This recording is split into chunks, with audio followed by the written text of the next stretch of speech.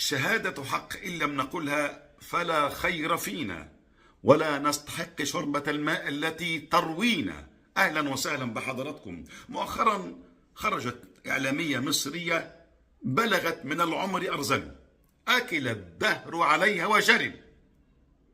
تاريخها الجميع يعرفه، كم تقيأت أو كانت تتقيأ كل مساء حينما تخرج على الشاشة المصري على إحدى القنوات مؤخرا. وبعد أن نسيها البشرية، العالم كله خلاص نسي هذه المذيعة، لكنها أرادت أن تقول لهم أنها ما زالت موجودة في مستنقع القيد، فخرجت وسبت المرأة المغربية والشعب المغربي، لذلك وجب علينا الرد.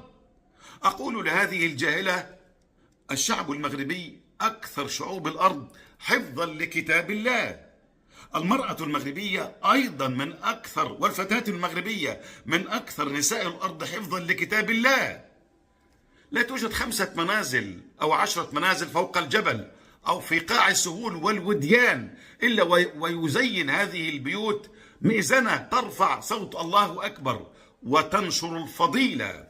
الشعب المغربي وبشهادة الجميع أكثر شعوب الأرض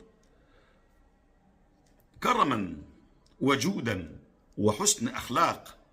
الشعب المغربي أكثر شعوب الأرض تسامحا في الأسواق، في المصالح الحكومية، في الشارع، وفي كل مكان. في النهاية أقول لهذه الشمطاء: من كان بيته من قنينة لا يسب أصحاب الشرف والفضيلة. دمتم بخير.